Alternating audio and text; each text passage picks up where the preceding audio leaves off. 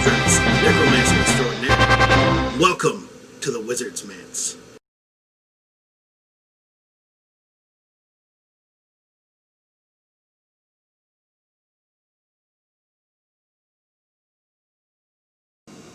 Greetings, adventurers and heroic champions of the lands. I, Goldrats, Necromancer Extraordinaire, at your service.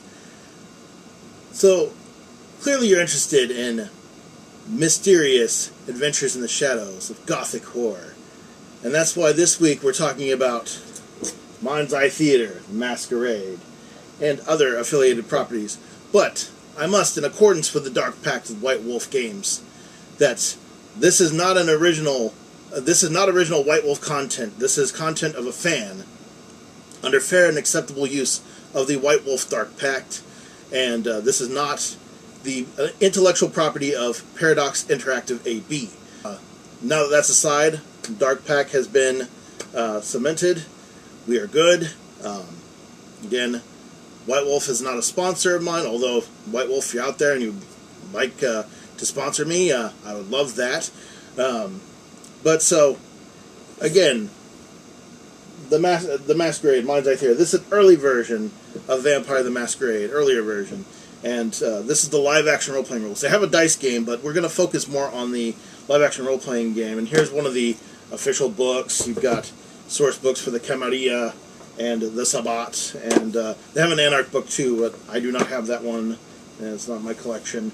And they have rules for other mysterious dark creatures, too, such as werewolves and ghouls and hunters and even wraiths, ghosts.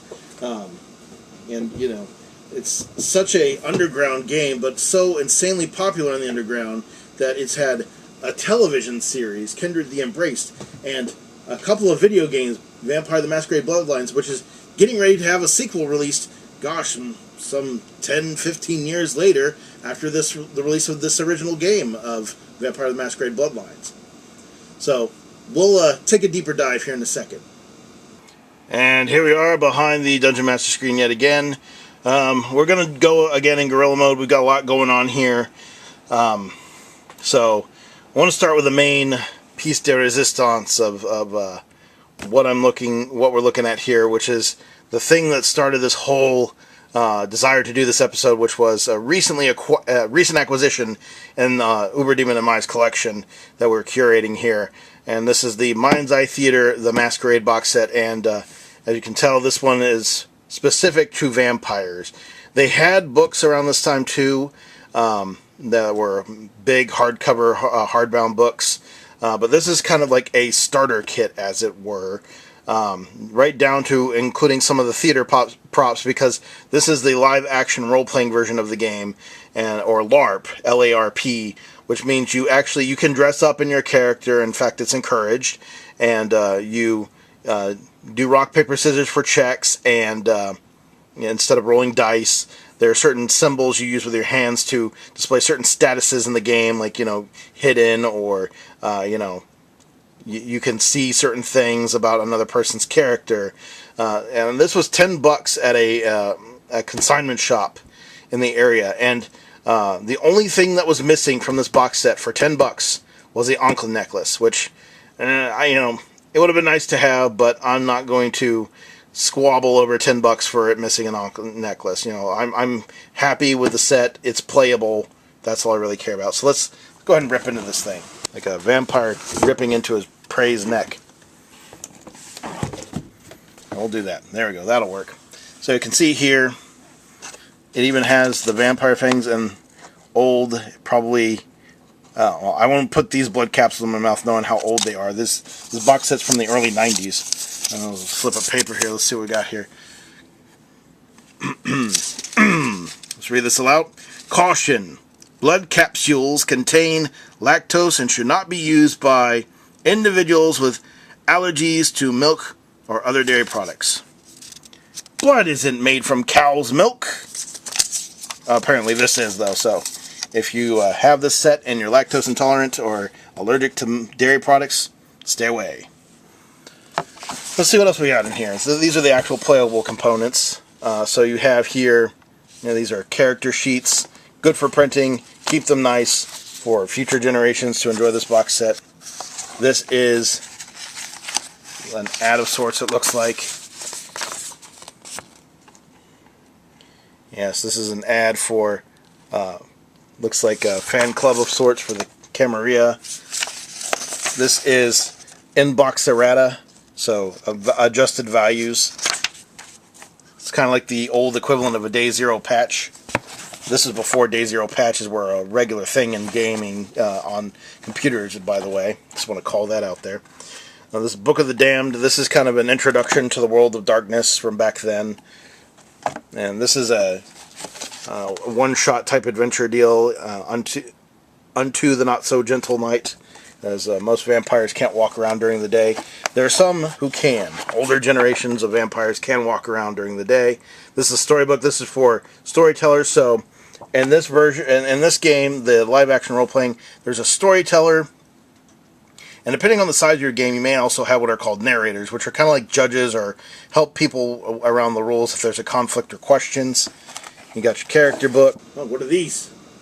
Gestures? Are these somatic spells? So that one's You Can't See Me. Let's try it. You can't see me. What? You can still see me? Ah. Oh. Well, it's too bad it's not real magic, but the representation's in game, so people know what your status is without having to communicate it out loud.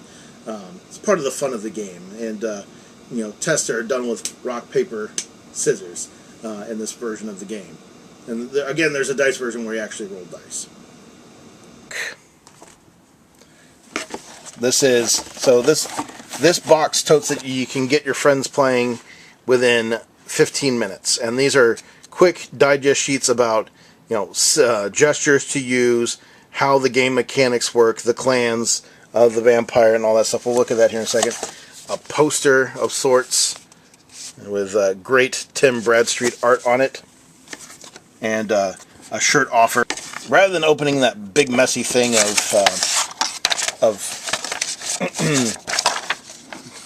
heavy cardstock pages to go through the clans, we should do this. It's a little more artistic. You won't see the clans the clan symbol necessarily per se, but you'll get an idea for what the clan is and their names. We can get this focused. So you have the Bruja. They're like the aggro vampires and very aggressive. Gangrel. These are like your kind of like Meat Shield in the game, sort of. You've got Gangrel, which are animalistic and can commune with animals. I'm oversimplifying for brevity's sake. Malkavian, they're crazy vampires, but they're a heck of a lot of fun to play.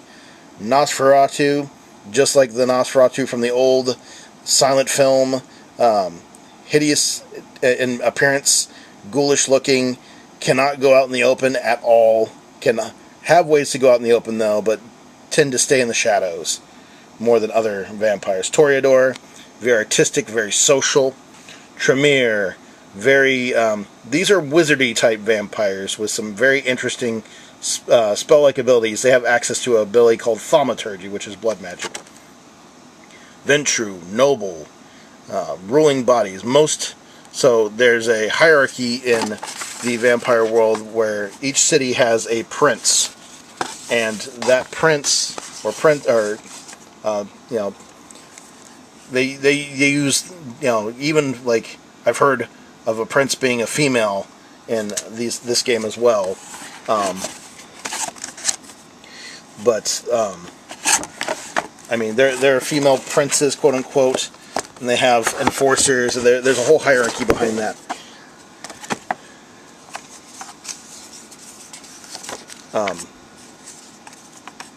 So there's a whole hierarchy of, who's who and what's what, and the vampire in each city, or vampires in each city. Ventru are more commonly princes of a city than other clans. It's not impossible for other clans to be a prince, but there are quite a few Ventru princes for very good reasons. Just of their leadership qualities out of the other guilds or other clans. Guilds. What am I thinking? Thinking of the wrong game. That's what. So this is forget which edition this is. I want to say it's like 2nd edition. This was the edition that Uberdemon played the most when he was in college. So this is more... this is like the more developed version of the rules. There's a lot more to this. There's more lore in here. These are rules for one of the sects, the Camarilla, which they hide behind what's called the Masquarade. We don't want people to know we're vampires. And there's the Anarchs, who are... We don't want people to know we're vampires, but we're more new school, and we don't want to follow by the old rules. And the Masquerade's kind of crazy, so we kind of dance around the Masquerade. And then you have the Sabbat. We're vampires. We're here. We don't care that if you know or not. Get used to it. If you know, if you try to out us, we will kill you. And we'll probably kill you anyway. That's how the Sabbat rolls. Sabbat can be a lot of fun to play. But you kind of still have to dance delicately around certain things because, well, you don't want to be found out too easily right now, right? But when they do, they tend to go over the top to cover it up. And I used to have mage rules. I used to have werewolf rules. The only book I have now is Oblivion, which is the Wraith live-action role-playing rules. This is a gem. This is one of my prized pieces in the collection that Uberdemon and I are curating. So a funny story we had, Uberdemon had, this is before I was curating Uberdemon's collection. Uberdemon had the edition after this edition books. He got them when they launched at Gen Con, the dice version at least, for World of Darkness and Vampire the Requiem is when it was then. And so Uberdemon and his friend, it was great. You pre-ordered the books in the vendor hall of Gen Con. You got free drink tickets. You had to be over 21 to go to this soiree. And there were charter buses that would take you to another location in Indianapolis. And you get your drinks, there's music, and you go pick up your books after a certain amount of time. So after a while, after Uberdemon and his friend found out where the books were being handed out, Uberdemon and his friend, they were sitting there, and a big spotlight shined down upon them. And there were two other gentlemen standing there talking about White Wolf Games and what's going on. And it was the editor and president of White Wolf Games. So Uberdemon and his friend were sitting there next to the president and editor of White Wolf Games while they're getting ready, just before they're getting ready to hand out the books. And Uberdemon and his friend were among some of the first people to get their books because they scoped out where the books were hiding, and they got to sit next to the editor and president of White Wolf Games. Pretty surreal experience for them, I'm sure. So, also during that, is Gen Con 2006. They were debuting, or not debuting. They were showing trailers from Vampire the Masquerade Bloodlines, which hadn't come out yet. And there's actually a sequel to this game getting ready to come out. And it's been like 14 years since this game was released. So, like, this game, like both the video games and the actual role-playing games, are well loved, and there's a very tight-knit cult community around this game, and it's amazing because Uberdemon has found people that he works with, and people that he knows played this game when they were younger, and even his tattoo artist had played this game, and like people that aren't regular gamers like playing this game because of the theatrics of it. So that's just goes to show as a testament to how popular this game is, and could even further branch out to be. Again, as mentioned, there was a television series called Kindred the Embraced, which come to find out was released by Spelling Television. This was released by Artisan DVD. There's another copy of another version here in the U.S. of this series released that had the Book of Nod package with it, and Uberdemon and I are kind of itching to maybe try to find that copy as well. So another thing to note about this television series is that it takes place in San Francisco, and our San Francisco in the real world, but in the World of Darkness setting. And there's a Ventrue Prince in this series, and the actor sadly passed away in a motorcycle accident, and they canceled the series shortly after that, which is too bad because it was a really good series. One of Uberdemon and my favorite role-playing games. And there's not much else other than that. I thought about maybe talking about the dice-based versions of the game. The only books I have right now are Wraith and Uberdemon and Mice collection. So maybe we'll take a look at those another time. Maybe we can recurate some more in our collection, acquire some copies of some of the older books for dice and stuff, and maybe some more of the LARP books, and take a look at those.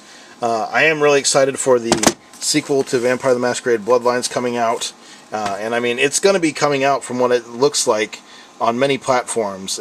Current gen console, so talking about Xbox, PlayStation 4, and even the new generation Xbox, the new Xbox and the new PlayStation, as well as PC, of course. I hope you enjoyed this look at the World of Darkness and Vampire Masquerade and this great content from White Wolf Games. Thank you for watching this episode of the Wizard Manse. Don't forget to like, subscribe, share, comment. Check me out on Twitch. Check me out on Instagram.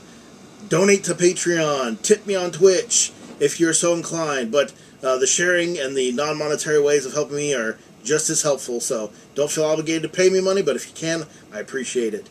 And we'll catch you next time here on the Wizard's Manse. See you soon.